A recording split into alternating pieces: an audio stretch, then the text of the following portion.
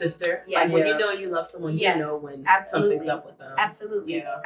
So, I had something. I was like, oh my gosh. We just talked in our minds. So you can hear each other? Mm-hmm. Yeah, we can hear each other. Wow. And y'all are identical. Yes. So I'm thinking science. I'm thinking the same cell. Yeah. And another interesting story, she said her mom. Yes. You said your mom. She's identical twin. Can they relate as well? So I individual, the band honor us Spartan Legion. And then I remember 2 nights after that. So probably January the 13th is when she ascended. And I know that she ascended because I was in my bed, asleep on my back, and my whole body just rose up. Like, starting with my chest, rose up out of the bed like this. And I opened my eyes, and I just knew, like, nothing happened. There was no TV on. I was in there by myself. It was nothing going on. And I just knew, I was like, she's gone. Like, now she's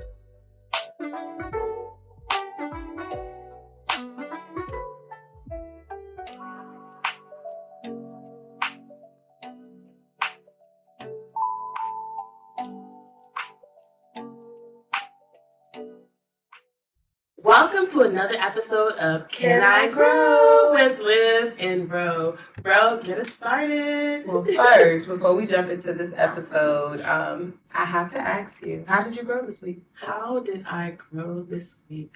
I grew this week by being vulnerable in a moment that I didn't have to be. Somebody really made me mad, and usually when people go low, I dig a grave, but this time I didn't do that, so I'm proud of myself. You ain't lying.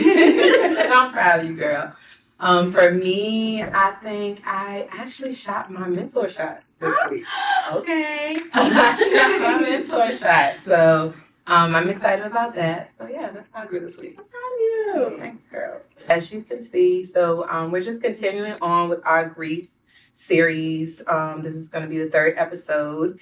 And we just have a special guest. Her name is Nicole. She's going to be here just shedding light. She has a unique story that is kind of tragic. And she'll be shedding light on, she lost her sister a few years back in a murder-suicide tragic event. And she's just going to be talking to us and just telling her sister's story. And hopefully we'll help someone out there. So, Nicole, before we get into the nitty-gritty, can you just tell us about yourself, who you are, aside from this, tell us who you are. Yeah, so again, my name is Nicole Rawlings. I am the twin of Michelle Rawlings. I am a recent graduate with my master's from Capella University in marriage and family therapy. Okay, so yeah, I actually am in my field, working really hard as a family therapist and a couples therapist. So moving forward to work towards getting my RPT, which is a registered play therapist, to work with children as well. So I am becoming everything that I needed as a child. Oh, I love that. Yeah, so much. Yeah, so I really love to work with families. I love to work with couples. If you need me. Again for joining us, but I first have to ask you, how did you grow this week? Wow. I grew this week by question. How did I grow this week? It could be something small, girl. It could be I didn't cut somebody off in traffic. I managed my anger. That's a big one. Yes, it is. Yeah. Yes, it is. I'm going to go with that. That's a really big one. Yeah. Because, being a therapist and having to be a leader and setting the standard, it's like, it makes you feel like you almost can't make mistakes, but I'm human as well. Yeah. So just catching that, like, okay, take a step back. Yeah. It's not that serious. It's giving growth, girl. Yes. It's giving growth, and that's what we all about. Yeah. So yeah, I guess we could just jump right in, and I guess we just want to know a little background into you and your twin sister. There were twin identical sisters. Yeah. So just a little background. That's it. So we were born March 16, 1993. So oops, I told my age. But yeah, we were one and the same. Honestly, we did everything together. We dressed alike. We did everything together. We played all the sports. Yeah. We went outside to use our imagination. We had a big yard when we were growing up. So we'd go outside and take boxes and make little drive-throughs and cutouts. So using our imagination together. We did everything together.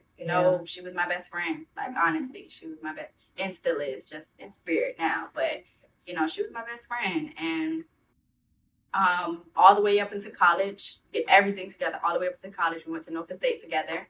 Yeah. We had the same dorm together. Our first 2 years, we had all of our classes together. We still dressed alike, but this time it would be by accident. So I was gonna say that, 'cause I remember around Christmas, one of her last posts on social media, she said, "Oh my God, me and my sister, the telepathy is real." So our older sister. So we have older siblings. So we have 2 older brothers, an older sister, and a younger sister. And my older sister was having a holiday party, and we were all to wear our pajamas. Yeah. So we just so happened to pick the same Grinch onesie, and we called each other on FaceTime. She was like, "Where are you at?" And I answered. I was like, "I'm on the way." She was like, "What do you have on?" So I showed her my outfit, hey. And she was like, "Oh my gosh, me too." Yes. So yeah, that was crazy. But we did it all the time. We would like call each other on FaceTime because we talked all the time. She moved back to Richmond in 2016. Where were you living? So we were in the Hampton Roads area. Okay. We left from high school, went to Verona High School. So Yeah. we left from there and went to Norfolk State, and then we stayed in Norfolk all the way up. Well, she stayed all the way up until 2016, and I actually recently just moved back. Okay. But when she moved back, of course, I mean, the conversations didn't stop. You know, we text all day, FaceTime, voice note, phone call, you know, lunch break. You know, it was always, the communication didn't stop. So Is it true what they say, like when you have a twin, y'all literally feel like the same person but in 2 separate bodies? Yes, it is true. And I know from experience, we can read each other's thoughts. So the twin telepathy, that is real. Really? How's that like? It was actually weird the first time we did it because I couldn't believe we did it. Like, we looked at each other in the eyes and we had a conversation. And when we were done, I was like, "Oh my gosh." We just talked in our minds. So you can hear each other? Yeah, we can hear each other. Wow. And y'all are identical. Yes, So identical. I'm thinking science. I'm thinking the same cell. Yeah. And another interesting story, she said her mom. Yes. You said your mom She's is identical twin. Can they relate as well? So I don't think that they've ever done that, but they have felt each other's pain. So like if there was a random day and my eyes would just start watering, I would call her and be like, "What's wrong with you?" Because I know I'm okay, but I'm crying right now. So what's wrong with you? Oh, wow. Or we'll have like That's headaches. a deep connection. Yes, it is. That was really my best friend. Like, honestly, like I wondered when she passed, like if I would still experience that. Like, I know she's not human anymore, so it's like, you know, she can't physically hurt herself, but it's like, I don't know. I wondered if that was still like a connection that we would share. But I really think it might just be like a human like bond or something. Yeah. Wow. That's that's a lot. Yeah, it's That's a actually lot. really cool because it's like a is. form of protection that you have no No control one else. over. And it's like a Yeah. superpower because I mean Yeah. I don't have a twin, so no one else knows how that feels. Mhm. No Yeah. friendship can get that deep. Yeah, and I would know like how she's feeling. I would know she was hurt, and if she ever got sick, I know I was gonna be sick the next week. I knew it was coming for me, and it always did. Even if we weren't in the same place, it was weird. But That's a that's my strong girl. spiritual bond. Right yeah, there. for sure. Yeah. And I guess now I would just like to jump into like because I know the internet occurred on New Year's Eve. Mm-hmm. So what is a normal New Year's Eve like for you guys as a family? Turn up. My family don't play. We love to have fun. I'm very family oriented, so we always find time to find gatherings, get together, and just celebrate each other. Like we've always been like that, even when I was younger. Like I grew up on that, so you know, any holiday, or if we could find any time like a cousin's day, we created it, and we'll just come together and do something, or go somewhere and do something. Like we really value, you know, spending time together and stuff. I love that. So was that day any different? Like now looking back, was that day any different than normal? Yes. And only because this was our first year being, well, actually, no, she passed in 2018. So it was like our second year being separated. And now we have to actually plan a little more for how our days are going to look, because we're in 2 different cities. We were actually working the same job in 2 different areas, of course, because my job had a sister company here in Richmond. So I called her, I was like, "Hey, you want to work foster care?" And she was like, "Yeah." So I'm like, "Okay, I'm going to send you over to HR and he's going to get you linked." And they did. And the HR guy came to me. He was like, "Your sister's on the training in the orientation room on the Zoom." They had him on Zoom from Richmond office. So I was like, "Can I go say hi?" And I was like, "No." But I was like, "Oh, what you going to tell me about?" I was all excited. But yeah, so we were just having to plan a little bit more. And because our schedules were different, we actually switched days. So I actually was supposed to be with her the day that she lost her life. But I switched my schedule around so that I could be home a little bit longer. And so I do have a question. What was Michelle doing around that time? Like, and you explained like where you were in life, but where was your sister? She was in a great space. She was about to start her master's program. Yeah. She was on a Rough Riders team. That's like an indoor football team, I believe, out here. So she had just joined that. She was starting her own dance team as well. And she was just living life. She was working her 2 jobs. She had just got her new car. You know, we graduated in 2015. So we were only about maybe 2.5 years out of college at the time. Yeah. So just living life, you know, trying to find her career. Exactly. Go ahead. No. I'm curious because I don't know anything about story. Your sister's name is Michelle. Yes. What can you give me like what I don't know if you're going there with the conversation of like what year did she pass away? Yeah.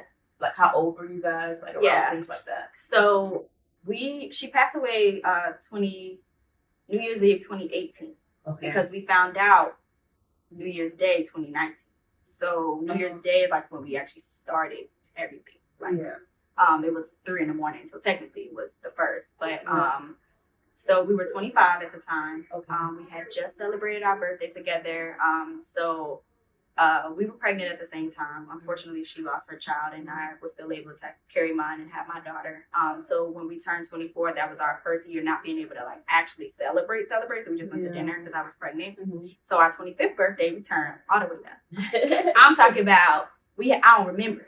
We had so much fun. Yes, we had a time. We had so much fun, and I really like appreciate that so much because that was our last birthday together. Little did we know, but that was literally our last birthday together, and we had the best time. She stayed the night, of course, with me in my apartment after, and then I took a video of us the next day, and I was like, I'm so sad you're leaving. Well, we had so much fun, so I had those memories, and I really do cherish her so much. But she was 25 when she passed, and when we found out, it's so crazy how honestly the story is so crazy.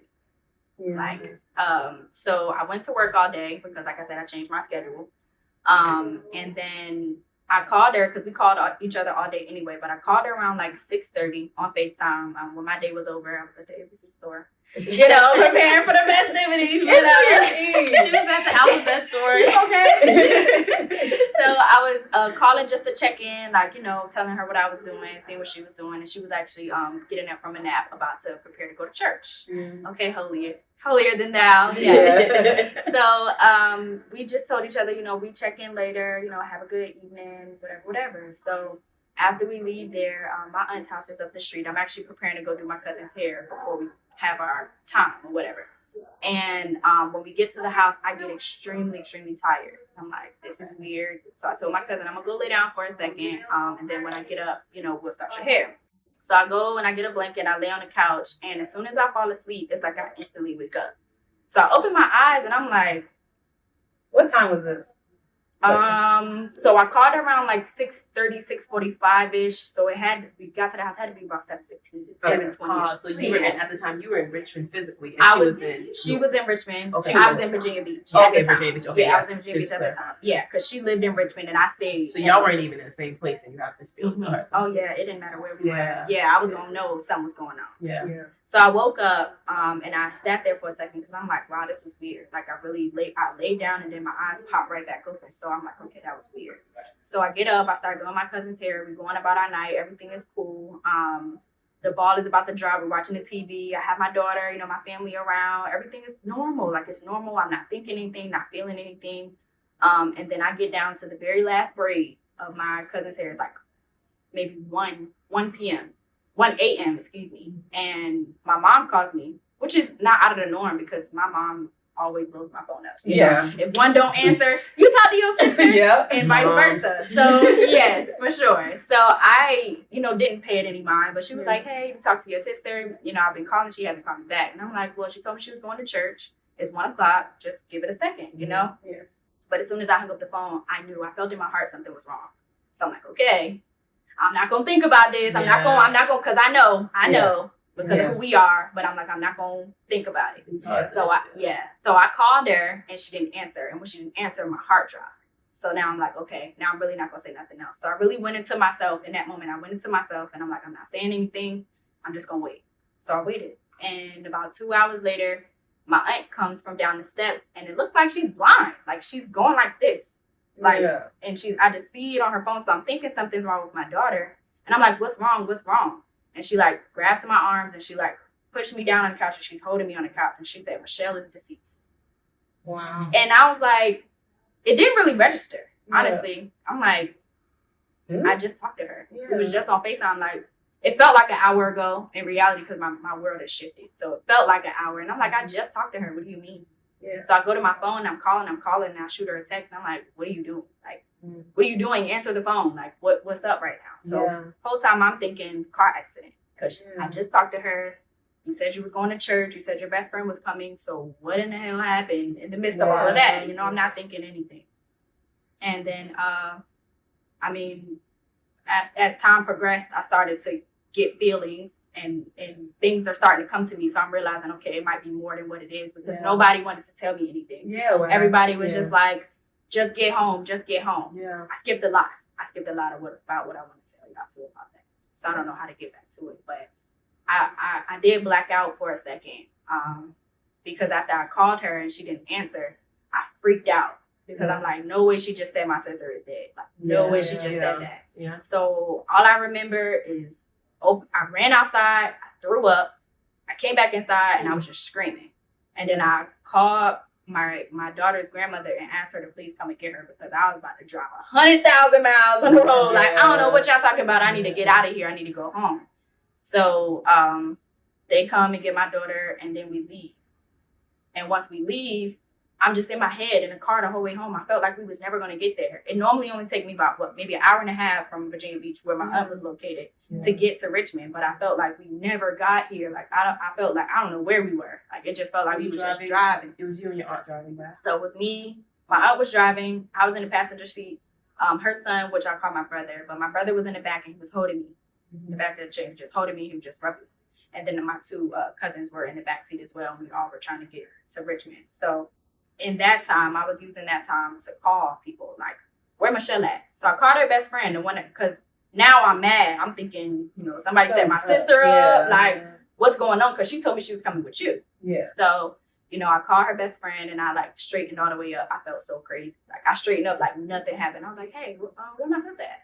And she was like, I've been trying to call you. And I don't remember nothing from there. Because, I don't know. I don't remember anything after that. But I know I called my oldest brother and I'm like, what's up? And he was like, well, Dad said she was shot in the head. And I'm like, pause before we continue, because I remember you said earlier you thought she had a car accident. Mm-hmm. At what point did you switch up to think that it was something else? Because I know you said you left out some things.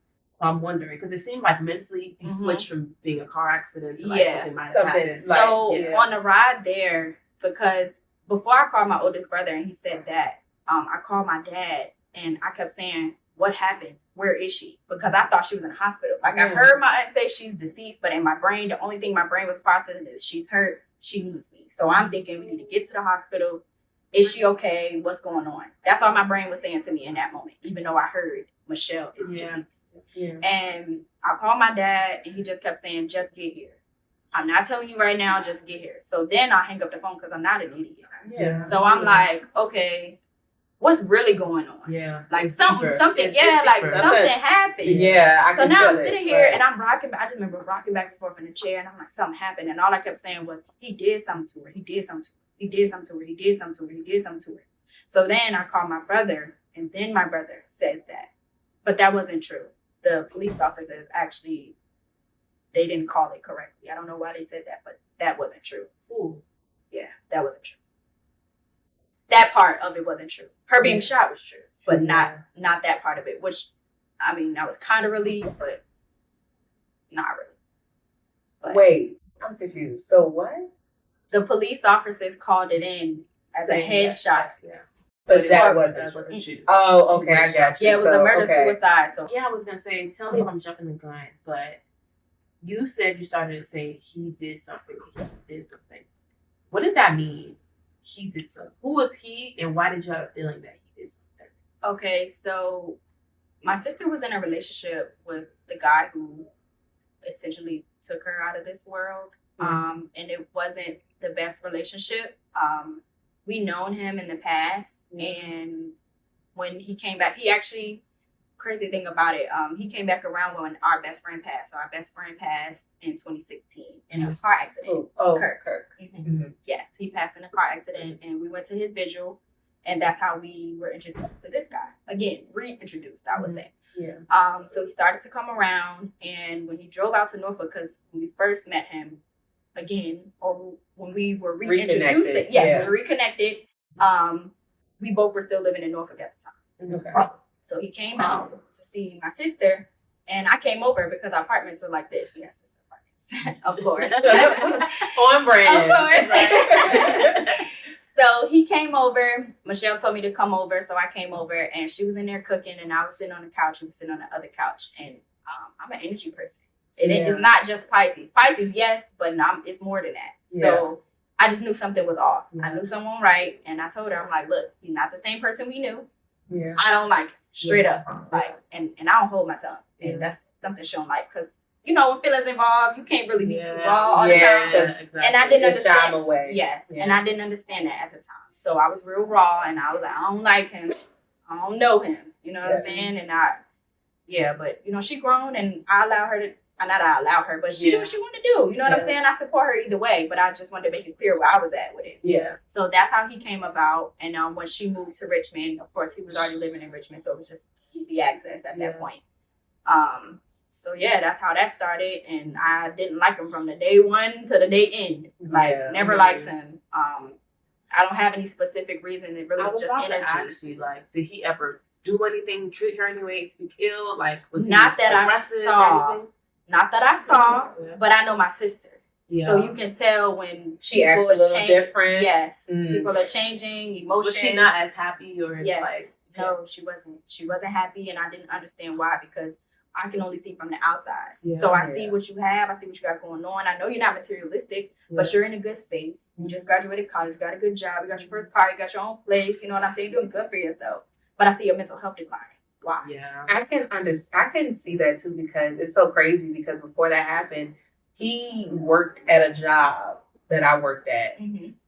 Right after college. And it was a job that, honestly, I just got the job because I needed a job right after college. Yeah. And I remember his attitude being very shitty. Just for no reason sometimes. But me being the type of mental person I am, I'm I try to look deeper, what's wrong with you? Why do you have to get smart with the instructor, or why do you feel like you have to prove something? You know, it's kind of given those short man. Yes. Well, that's what it gives. Was he short? He was kind of short. Yeah, he was kind of short. Okay. But it was my negative comments to myself. He was a wee man, but he was kind of short for sure. Yeah. But yes, I do remember that he was very standoffish often, so I can understand. Yeah. So I didn't actually. I would see, of course, regular couple arguments and stuff, but nothing overly aggressive that I felt your intuition. You knew your sister. When you know you love someone, you know when something's up with them. Absolutely. Yeah. Absolutely. So I had several conversations, but at the end of the day, she made her own decisions. Yeah. So I just wanted her to know that I was there for her. That was all you can do, really.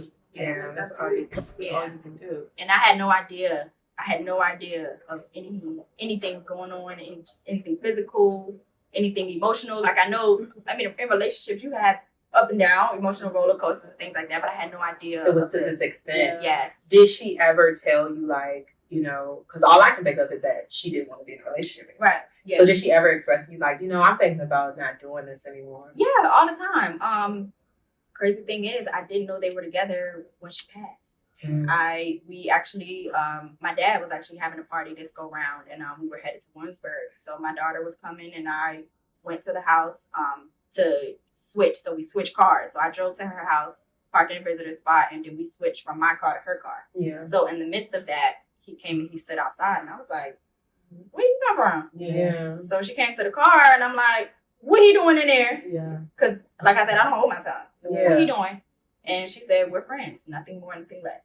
She was like, "I'm helping him out. That's all it is." And I'll keep that comment that came to my head to myself. But, that's what my sister was. She was a helper.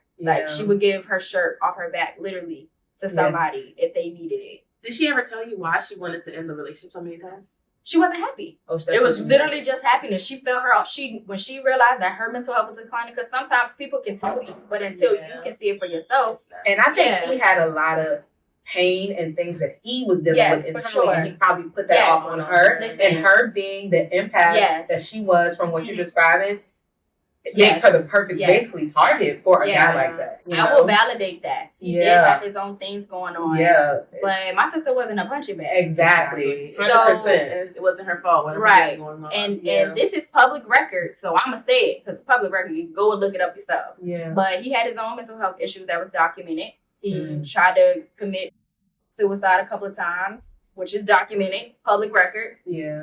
In high school, which we didn't know at the time, of course. Yeah. So we did our research after the fact just to see, like, why didn't we know who we was dealing with type of situation. Yeah, that's real. But yeah, so he did have his own things going on. I just wish that, you know, one thing that I did say when she passed was, you know, I wish that I was more so, like, I guess, trying to understand him more instead of pushing him to the side. Like, I don't like you, not talking to you, not going to be around you. And instead of just being more empathetic, like, okay, he has something going on too, and he's displacing the aggression. But I mean, that's my sister. I don't like. Right. Like, I don't like it. Right. But she's choosing to be here. So how can I be supportive in this? And I didn't think about that till after the fact. And I really wonder if that would have made all the difference.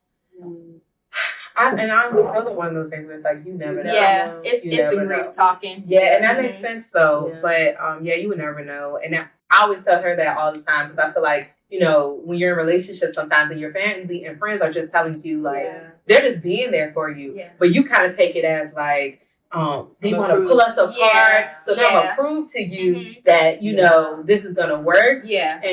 But it's finding that balance between being honest with you and being like, this person is not healthy for you. Yeah. But at the same time, not doing it too much to be so that you've created they push you away so much that when they actually do need you, it's like they don't feel comfortable coming to you. It definitely has to be a balance. It has to be a lot of validation and reassurance as well. Yeah. And you know what I've noticed now that I've actually studied more about the DV population was that, you know, it's scary, like scary to the point of like, okay, the judgment is up here. Like, okay, if I tell somebody that he's doing this to me, but I'm still here at night, what are they gonna say? Exactly. Like, and then we've all, well, maybe, but it's possible that we all may have experienced at least one person who's like, why do you keep saying you're gonna do this, but you do that? Exactly. Like, and I was like, dang, I can't even come and talk to you about, you know, it's still my decision. Like, I hear you and I trust you, but it's still my decision. So it's a balance, but it is difficult. Victims are it's difficult for the victim. It's also difficult for the loved ones. It's like, it's kind of like an addiction, you know, because you're addicted to this person too, ultimately. And the victims themselves don't even want that title victim. Like, you know, once you put that out there, you have this stamp of, if you are going to judge them, have the stamp of being a victim. It's like, it's even worth it. Exactly. Yeah, people love to say that. Exactly. But I'm sorry, go ahead. It makes me want to backtrack because I feel like there's a lot that we're missing. Yeah. Because we just brought up DV, domestic violence, and we didn't even bring up how that came to be. So let's rewind back to, you're in the car. Once you get to your destination, can you pick up from there? Yeah. It was a mess. I was in shock. So before I knew that what my brother said about the alleged gunshot wound to the head, I thought it was true. I didn't know it wasn't true. Yeah. So I'm in shock. The last probably 30 minutes of the ride, I'm just silent. I'm not moving. I'm just looking. I don't even think I was blinking. Yeah. And we get to my mom's house and my mom is hyperventilating and we had to call the ambulance for her because we thought she was going to pass out. My older sister, Keisha, she was on the balcony of my mom's apartment and she screamed and fell. And it was just a lot of screaming, a lot of running. It was just a lot of chaos. And the ambulance came, they put her on a stretcher and, you know, just trying to talk to her, get her to calm down and de-escalate the situation. And of course, they didn't know what's going on. We just called and said, you know, she couldn't get herself together and stuff like that. And I just remember standing there. I just really stared more than anything. I didn't really say too much. One of my aunts, my mom's sister, came up to me and was like, do you know what happened to Michelle? And then she sat me in a chair and she said it. And I didn't say much. I already knew. I thought I knew. But, you know, she told me again and stuff like that and didn't really, like, change where I was at. I really was just literally in a state of shock. And the state of shock feels like nothing. Yeah. It's like I felt like a shell of myself. Like I'm looking through my eyes and I'm seeing all this stuff going on and I have no emotional reaction. Like it was the weirdest. I've never of course, but experience anything like that before. Yeah. So at what point did y'all start getting some information? Because right now we know everything's chaos and you guys are going through so much. There's a big question mark of what happened. So they wouldn't give us much information because it happened at the house. And because, she had things in there that identified her, we couldn't even go see her. So, honestly, I don't know who told who what. I don't even know how I even got the information. I just know that I knew that he hurt her and that we had to wait one full day before we could go and see her. So what did happen? So I reached out to the detective because I wasn't letting up. They weren't trying to tell anybody any information, and I wasn't going for that. Yeah. Because who you talking to? That's my sister. Like, that's my sister. Yeah, that's my twin. Like, and she's all of a sudden just gone. Like, and nobody's telling us anything. Yeah. So I reached out to the detective. His name was Detective Richter, and he was amazing. Like, I really loved him so much during that process. Like, he really supported me. He supported my family. What department were you in? Henrico. Yeah, Henrico. Mm-hmm. Yeah, he's with Chesterfield now. But yeah, so he was really good, very supportive. He was very calm. Like, I would call him all the time, and he never once made me feel like, let me do my job. Like, he really was supporting me, my mom, and my aunt throughout this process. So he told me that he couldn't tell me too much because it was still an open case. He explained to me what that meant because I'm like, well, if both of them are gone, why is it open? Yeah. What are y'all doing? Yeah. But they did do an active investigation and things like that. And, he did end up telling me, that she was shot. He told me how many times, but he told me he didn't want to tell me too much. He said that he gave us the option to come in and have a meeting with him once the case was closed. So what I did was I just checked in with him twice a week, and he just was reminding me, like, it's still an open case. This is where I am though. Like, he gave me updates, but this is still an open case. Just give me a second to do what I need to do, whatever. So once the case was closed, he allowed me and my aunt to come in. I was having active nightmares, so and then also before my sister ascended, because I knew that she was still around. Mm-hmm. You could feel it. Wow. I knew that she. So you needed her soul needed to rest. Yes. How long was it before you felt that? Sorry. No, it's okay. So I came back. So her funeral was on the 8th, and I believe we had the second vigil at Norfolk State. We were on a dance team, and the band was on the major accent squad. Sweet, yeah. So we came back to Norfolk, and we did a second vigil. The band honored us, Spartan Legion, and then I remember 2 nights after that. So probably January the 13th is when she ascended. And I know that she ascended because I was in my bed, asleep on my back, and my whole body just rose up. Like, starting with my chest, rose up out the bed like this. And I opened my eyes, and I just knew. Like, nothing happened. Yeah. There was no TV on. Yeah. I was in there by myself. It was nothing going on. And I just knew. I was like, she's gone. Like, now she's gone. How long was that after her passing? 12 days. 12 days. Okay. No. 12 days. No, it's okay. Yeah. It was 12 days.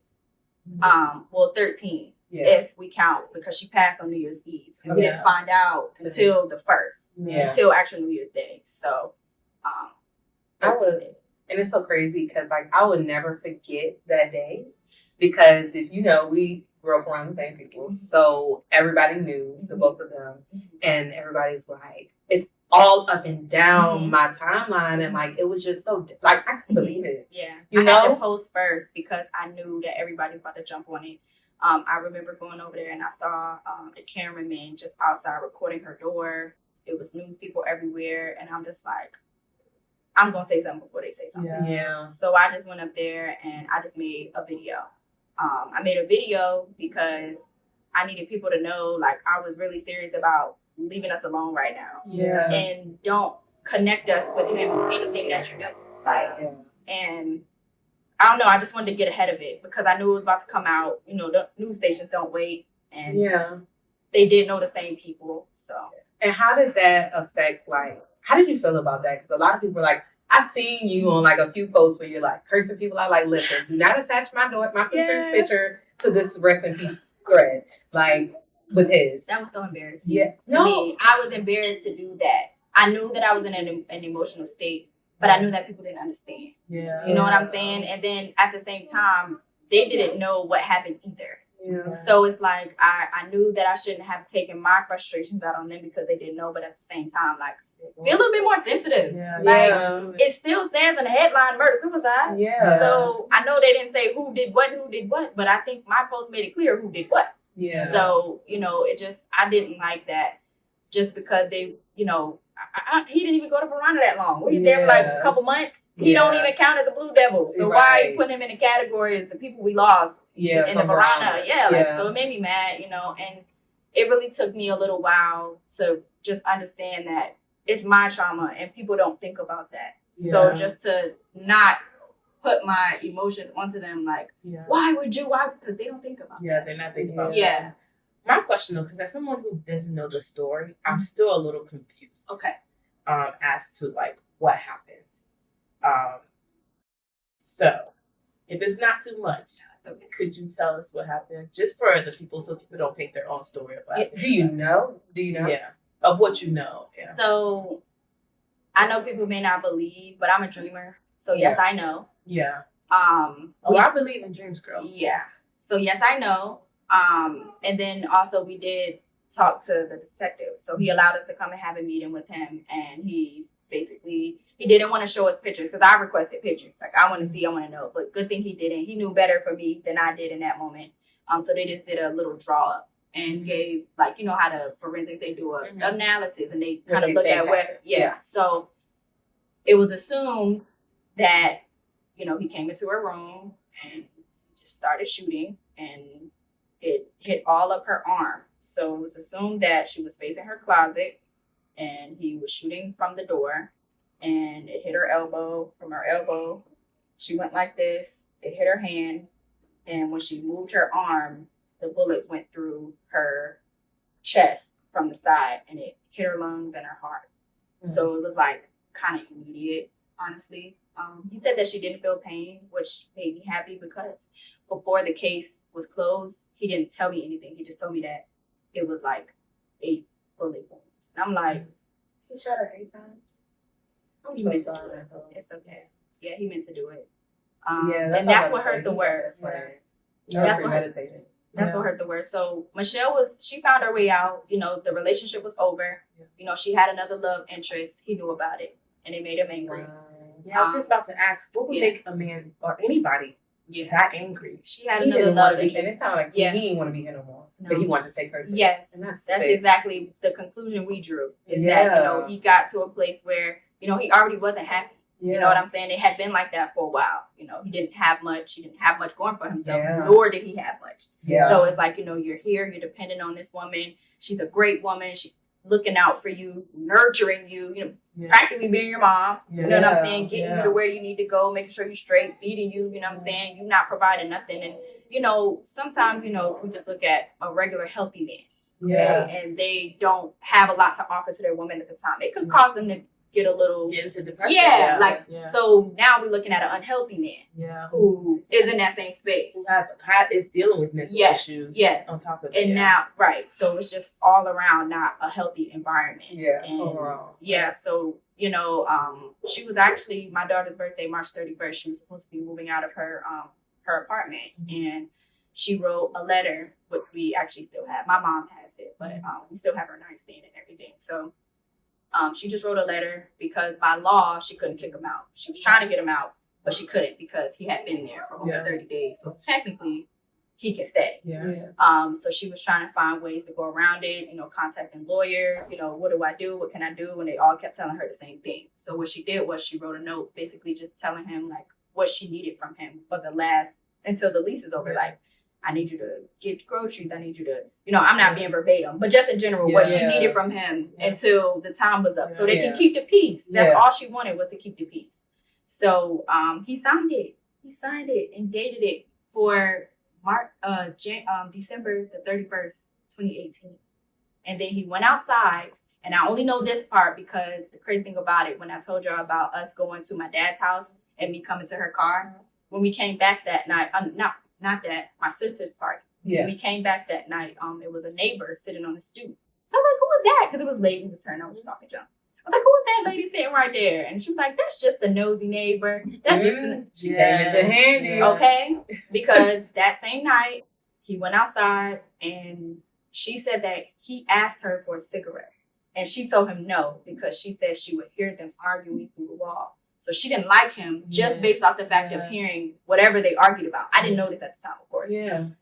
So she said she didn't give him a cigarette and she felt so bad because she thought maybe if she would have just did that and let him take time to calm down, had some time to think about whatever was going on. But now he immediately got rejected again. He's getting rejected in the house, and now it's just like, fuck, forget everything. Yeah. Like, so we assume that maybe that's what led up to it, but we don't really know. Wow. I like to think mental health is real, y'all. Yes, it is. And it's not no one else's job to handle your mental health. No, it's not. If you know that you're not feeling okay, Yeah, seek help. Seek help. Seriously. Yeah. Like, because for him to even date it as December 31st, it's like mentally in his mind, he was like, okay, that. Yeah. But when I move out, we're both going to move out. Yeah. yeah, so Yeah. yeah, and it was Yeah. that same day. Yeah. So yeah, he was just upset. Yeah. And yeah. I realized that something was off with him, but not to that extent. So- I literally never thought. So from what I get is they were living together, having, going back and forth, having a hard time. She said, I don't want this relationship anymore, but we live together, so I can't get rid of you. Yeah. Just follow these bylaws Yes. and you leave. Right? Yes. She had another love interest, Mhm. getting ready to Yeah. move, Yeah. get away from the relationship. So he didn't even have to break into the house because he lived in the house. He just walked in her Yeah. room Yeah. and decided to take Yeah. the matters in his hands. Well, I found out afterwards that he was stalking her. Now, all this stuff I didn't know until Yeah. after. And, that kind of played a big part in why I'm not friends with a lot of people these days. Because some of the friends do. And I know, you don't really think about, oh, let me call and tell her sister. So I get that. Yeah. But at the same time, it's like, where do we draw the line? Yeah. That's true. Because people always think something would never happen. And I tell Ro this all the time. Like, you always think that something would never happen, but you don't know what would happen because people don't know what happens when they snap. Yes. Like, when a human being snaps, they do the most unimaginable thing. Yeah. Like, you hear stories of people, like, that are 4 feet dragging bodies of people who are 6 feet and triple their size. Because when you snap, you just... Yeah. Something When you comes snap, out. and it opened the gateway for Satan to step in. Exactly. And Satan has a very strong power of evil. It's evil. Exactly. And honestly, if I can remember clearly, he didn't believe in that. No, I He don't didn't. think so. He didn't. I remember that because I used to argue with him about it all the time. He didn't. He didn't Yeah. ever believe.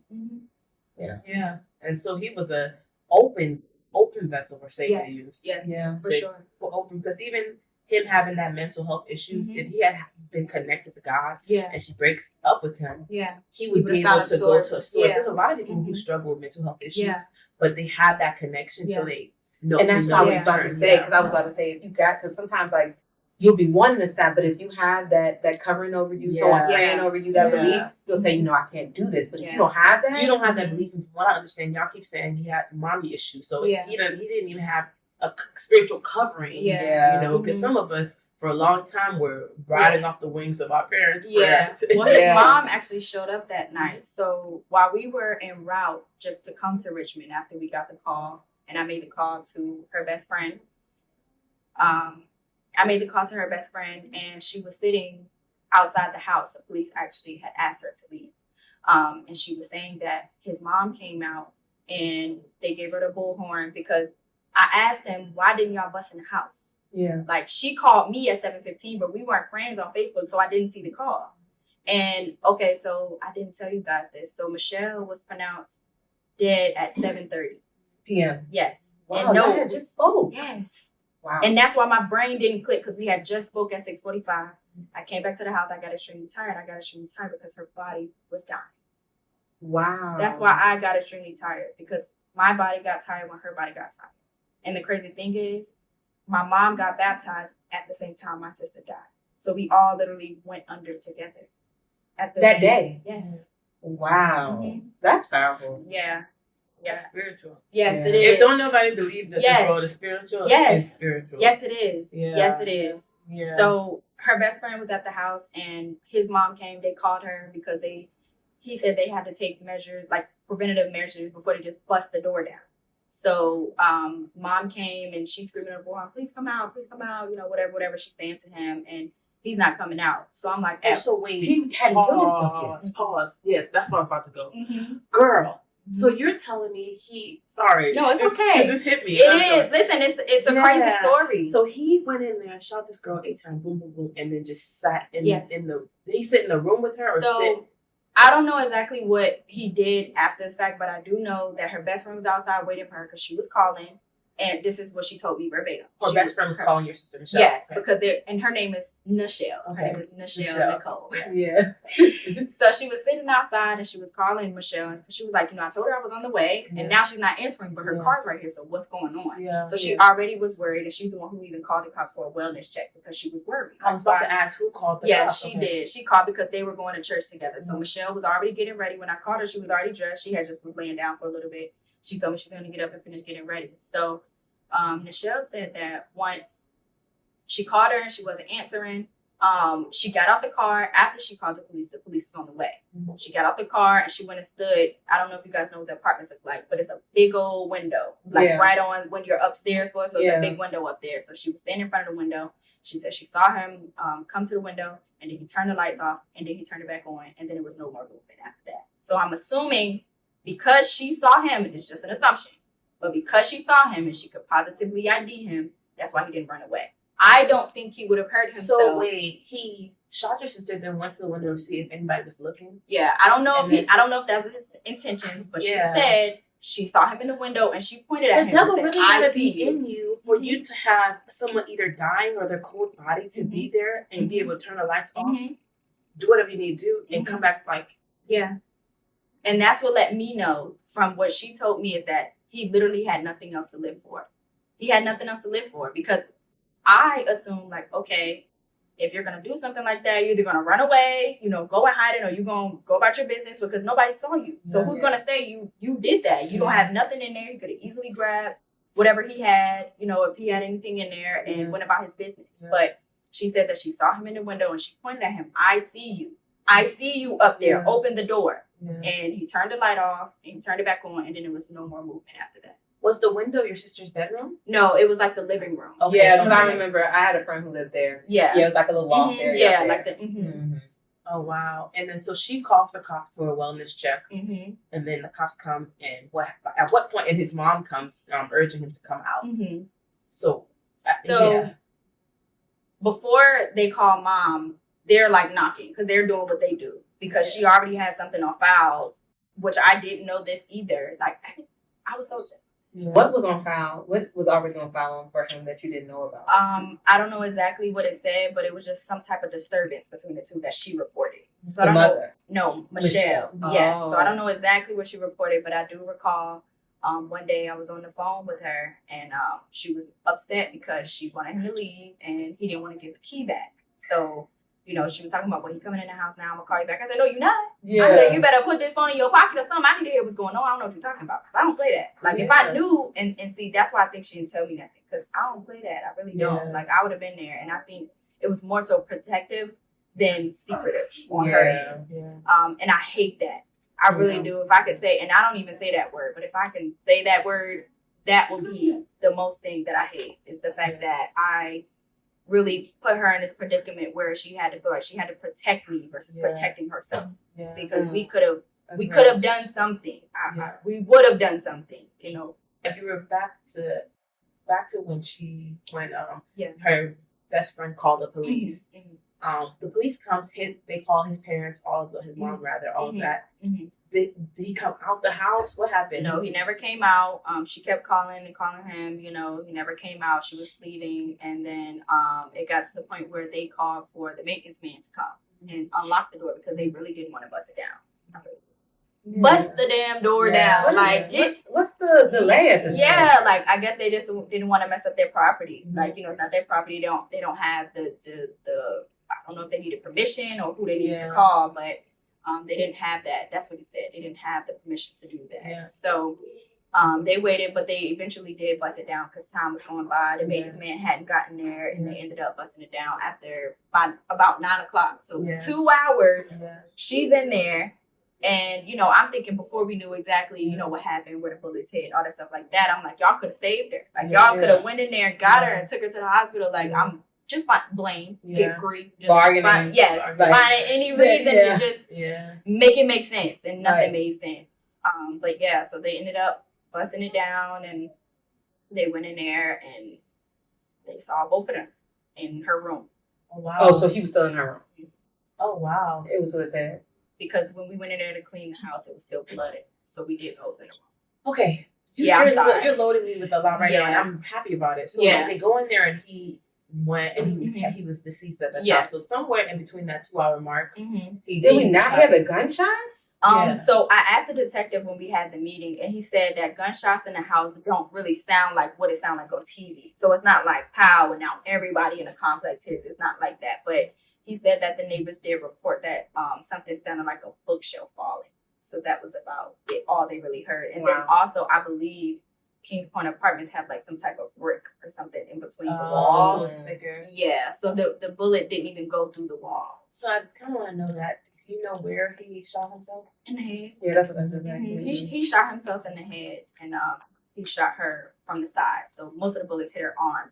And the only reason that I feel that she passed was because she tried to catch her arm. When she caught it, that's when she exposed her side and it hit her internal organs.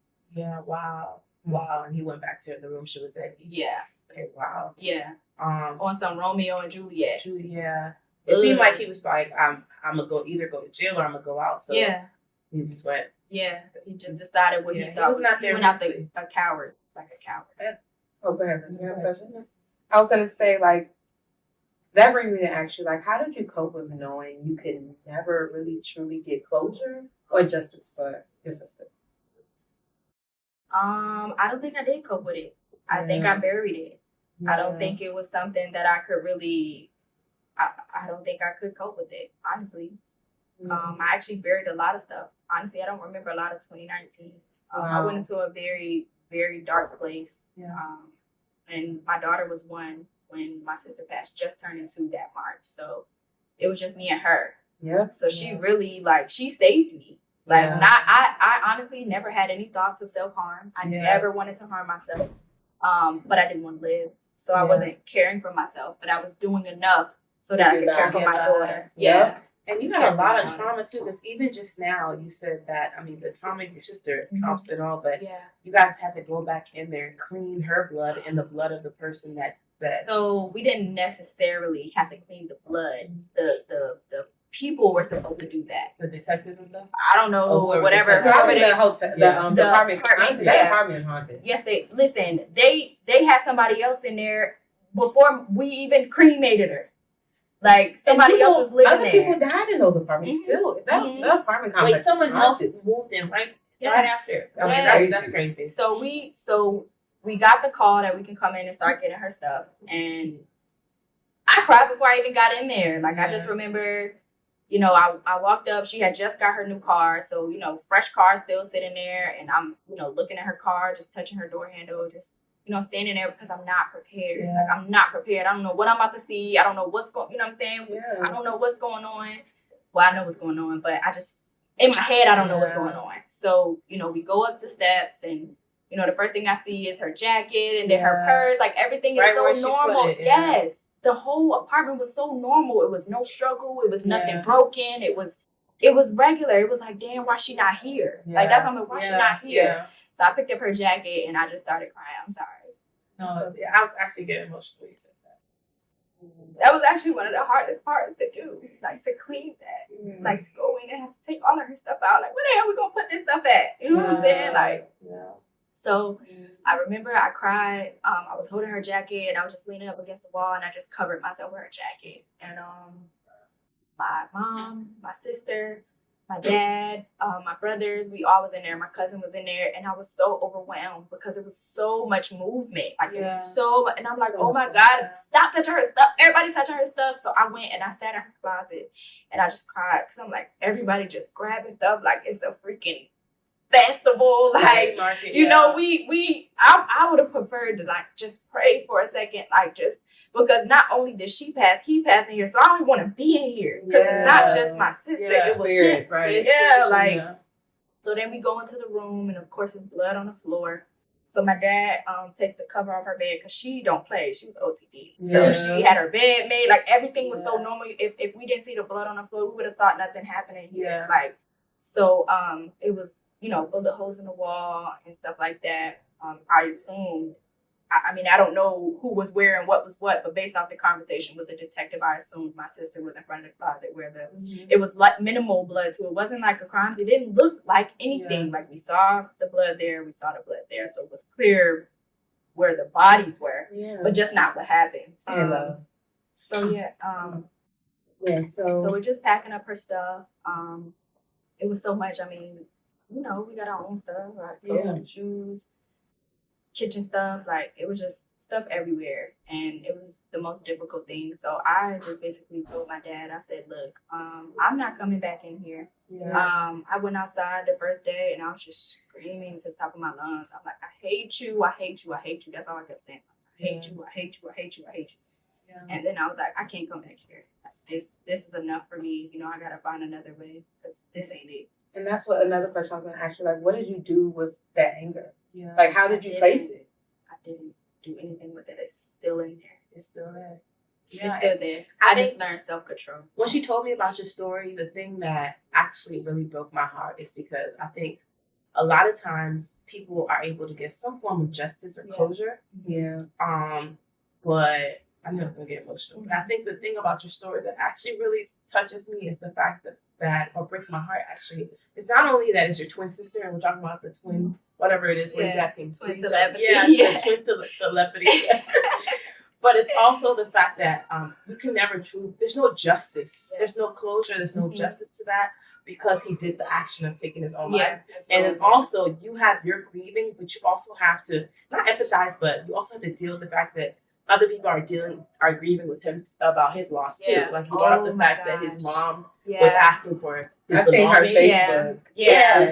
Asking for, so it's kind of Yeah. like, you killed my sister. Yeah. On normal circumstances, you would be in jail, and people would look at you as a perpetrator, right? But because you passed away, you also now are seen as a victim. And I think that hurts my heart for you, and I think it hurts my heart for his mom too, in a way too, because it's kind of like, it's just a jacked up situation. Yeah, and it's like, you're the villain, and I didn't even do it. I'm now the villain, and he did this. So it's like, it's just tough for everybody. A lot of pain for you. So when you say you're still struggling, it makes me think of the 5 stages of grief. First one being denial. Second one being bargaining. Then anger. Then depression and acceptance. I can see how you're far away from acceptance. Yeah. And I can see how you're weighing. I was gonna ask you about the phases, but you brought up the fact that if only they did this, right? Then you brought up the if only, then you brought up like the fact that anger's still in me. So I could see how it's so perplexed and complex for you. Yes, it is. What I actually realized, I realized that for me personally, I can't speak on others, but my cycle through grief stages was because I wasn't getting what I needed out of them. So each stage that I was in, there was some form of healing that I needed. Yeah. And because I would get in it and I would spiral, because all the thoughts and things and emotions that come with it, like, I wasn't dealing with it the way that I felt that I should. And once I realized that, okay, I'm back in this stage again. Why am I in this stage again? Why am I feeling this again? Why am I having these triggers again? And I'm like, okay, it's something that I need to heal from. And then I just started one by one, because it's hard. Of course, you can't do it all at one time, but one by one, I just started. In 2020 is when I actually got a therapist, but I only got the therapist just to pop. Like, I just needed somebody that I could pop into that wasn't gonna. I gotta let this out. I got so much in me right now, because I found myself doing that with people that loved me, but then they would be worried about me after, and I'm didn't have the capacity for what you were about to unload on them. And I felt bad for doing it every single time I did it. I'm like, I can't do this. Like, now you crying, now you hurting. I can't do this. So I was like, I'm at least get a therapist so I can have somebody to talk to. Step one, just to talk, just to start getting it out. But I wasn't ready to accept anything. Like, so Mike, I have a question for you, because I during this series I realized a lot of times people show up the wrong way for people who are grieving. Yeah. How do you think you would appreciate it for people to show up? I'm not saying people did not show up, but what is the best way for someone to show up for someone that they love, that experienced grief? Well, I believe in God, and I had a friend who showed up for me in that way. Like, she would pray for me. She would make sure I was eating, calling and just checking on me, like, good. You Yeah. know, just not being pushy. Just Yeah. don't be pushy. You know what Yeah. I'm saying? And then also, you know, taking things that I say for face value. Like if I'm saying one thing, don't think, oh, well, she said she might hurt herself. Don't do that. Yeah. Don't assume, you know, just really hear me and just try to understand whatever capacity that you can. You know what I'm saying? But it's really nothing anybody can do, honestly. Like, and once I started to realize that, because honestly, it hurts worse trying to be vulnerable and nobody understands. Yeah. Who do I talk to? Yeah. You know, and I actually joined a twinless twin group. And I only went to 2 groups because I cried from the beginning to the end. Because it's like, for one, I'm in here with all these people who have a lookalike. All of them weren't lookalikes, but a lot of them were lookalikes. But all of you guys don't have your twins. So I'm only crying because we're all twinless. And then when I sat in, I'm like, but none of you guys have lost your twin in the way that I've lost my twin. So I still can't even talk to y'all. You know? So it's a lonely experience, but it's definitely, like we said before, it's our own battle. You know what I'm saying? So I just had to figure out, like, how was I going to fight for myself? Like, in what areas do I even fight for myself? I didn't know anything at the time. Yeah. And I guess, as we're about to wrap up here, how are you keeping your sister's legacy alive? So, I bought this shirt. This is just one of the family shirts. So, we created a foundation. Oh, here we go. Yeah. So zoom in. So we created the Michelle L. Rollins Legacy Foundation. We actually was founded as a nonprofit 501c3 or nonprofit organization April of 2019. It was a very impulsive decision. I was so upset about it because I'm like, I can't even prepare for anything without crying. Like, as soon as we opened it, like started it, like everybody was calling, can you come be a keynote speaker? Me, asking me. I'm like, oh my God, they asking me to come and talk about my sister. Like, and I was not ready. Like, I was not, of course, not healed. Like, I would cry just creating pamphlets. Like, it was horrible. I'm like, why did I do this? Like, why did I put myself in the spotlight for something so serious? Because DV is real. Like, domestic violence is real. And I honestly felt the pressure of it. Like, how am I to speak to this? Yes. Yeah, I can understand that. It was God, though. He knew. He knew. And so we created that. And unfortunately, COVID happened shortly after we did that. And the only thing that we could do at that time was just donate. So we were getting donations from people and delivering it to battered shelters for women and children. And we just did that for a while. We had our first event. Well, it wasn't really an event. It was a virtual event. And it was called How You Coping, because we understood that COVID was actually causing mental health. Yes, it was. Especially in the school-age children. But also for, adults who were used to going out, living life, exploring, and now all of that being cut off. So we had that. It was a success. And I'm like, what are we doing this? So our mission, we created it with the mission to spread mental health throughout the community. But we had no idea that we would have so much support, because when something first happened, it's like everybody like talking about it, but they fall off eventually. But but they didn't. People didn't fall off. Like, no, people still care. Like, people still look for us and want to know what we're doing and stuff. And and our community is going to come full force, because we're going to take your information in ways in which they and we can support. It is going to be in the bottom of the description of this, and we want you guys to show up for Nicole and Michelle as much as you can. And show them how much you love you. That. I mean, we've been having a person here with us. I know. Can you tell them why you're a little backstory and who is who do we have here? This is Sunny Bear, and my little sister actually made this for me and gave it to me at Michelle's vigil. We did her balloon release, and she has a heartbeat. And then I keep this necklace around her. So we actually did get Michelle cremated. So we all got necklaces and just got a little piece of the ashes inside of the necklace. So at first I was wearing it around, but I thought I lost it and I freaked out. So I'm like, I'm never wearing it anymore. I'm gonna keep it with Sunny Bear. So I got me a necklace with her name on it so that I could have that. But in the beginning, I had to wear this everywhere I went because I really needed a piece of her with me. But now I keep it around Sunny Bear. Michelle actually liked to be called Sunny. So that's why my little sister. Oh, sunflower. Yeah, Sunny the sunflower. Yeah. I have 2 questions for you to close out, because we have to wrap this up. My one question is, do you feel, at what point did you feel the twin telepathy? Telepathy. See, I can't even put it. Fade away from you. Was it the 13th? Honestly, I'm not really sure because I know in particular there was one day I was driving and in my mind it said deer.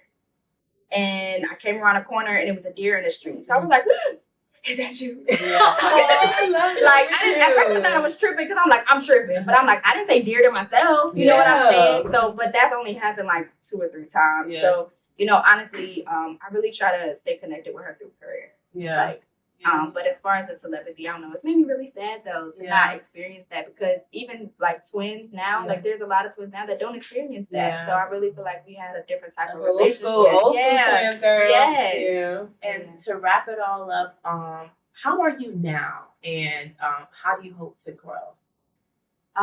So how I am now, I'm functional. Yeah. I'm here. Like, I'm not a shell anymore. I'm still very much hurt. I still cry. I still break down. I still have my moments. But I'm here. Like, I can step into a room and be okay. Yeah.